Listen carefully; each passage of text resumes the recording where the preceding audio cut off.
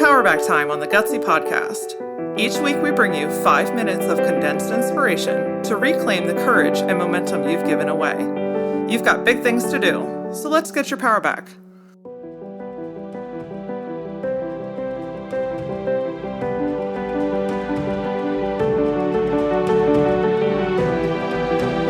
It is so easy in your life and your business to get caught up in feeling what you have to do versus what you want to do. You start comparing your life to others and doing things that seemingly helped them get there, so why wouldn't they work for you?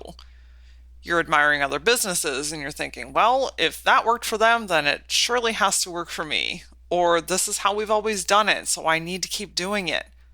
Then we start to trickle that into other areas of your life, like your home and your house, your health, and your mindset. You have spent so much time, intentionally or not, absorbing everyone else's ways and suggestions. This article says to do it like this, and that expert says to do it like that, and this business does it like this, and my neighbor does it like that, and you get so easily wrapped up in what everyone else says that you should do. How many times a day do you tell yourself that you should? I should be doing something else right now. I should spend some more time with my kids. I should work a little more so I can get a little bit done. I should go to that event. I should go to my family's party. I should keep offering this service even though I don't really like it or it's not serving my company. You should, you should, you should. We operate as if the should police are going to show up and shut us down. Like, heaven forbid, we actually make a decision for ourselves that aligns with who we are and what we do in our lives. How do we best show up? Well, we're measuring that by the way that everyone else thinks that we should do it. When is the last time that you did what you felt was right, not what everyone else said that you should? This week, I want you to take your power back by being aware of how many times and how many situations you tell yourself that you should. You're going to be like literally taking notes all day long. I want you to just keep a little piece of paper, a scrap piece of paper, and write a tick. The beautiful and most amazing part of shifting anything in your life is first around awareness. And when you can be aware of how many times you tell yourself, well, I should do this, or I shouldn't do that, there's a whole nother avenue too. I shouldn't do that because that's not going to be accepted.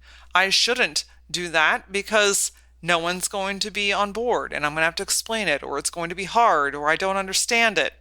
Instead, an amazing and very simple way to take your power back is to replace the word should with the phrase, what if? What if you did this? What would happen? What amazing thing could you create if you leaned into what if? And this is applicable in literally every aspect of your life and your business. When you think, I should go to that networking event, what if you reframe that with, what if I went home and got a little extra rest and had dinner with my family instead? What if instead of saying, I should talk like this because that's how a professional businesswoman talks, and you lean into, what if I talked like myself? What if more people appreciated me for who I am because of that? What if you changed, I should spend more time with my kids to, what if I spent really intentional time with my kids and gave myself the love and grace and appreciation that when I'm with my kids, I'm present with them. And when I'm working, I'm present with that.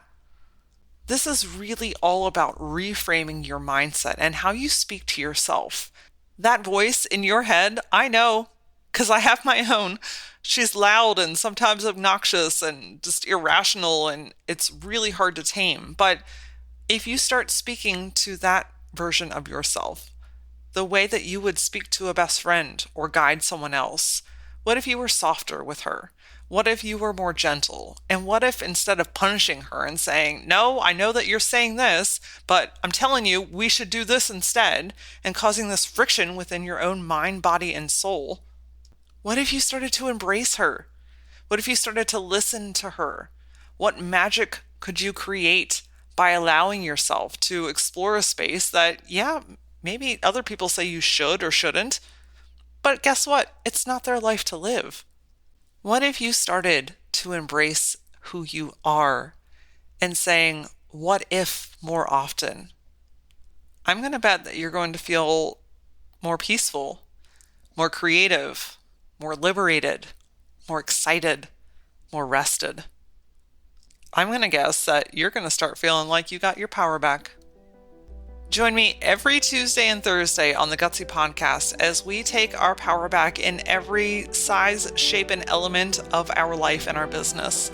If you want to check out previous episodes, head over to thegutsypodcast.com. And if you want to work one-on-one with me, head over to my Instagram page at @LauraAura. Click on the link and schedule a discovery call. I would love to work with you to take your power back. And until I see you next time, stay gutsy.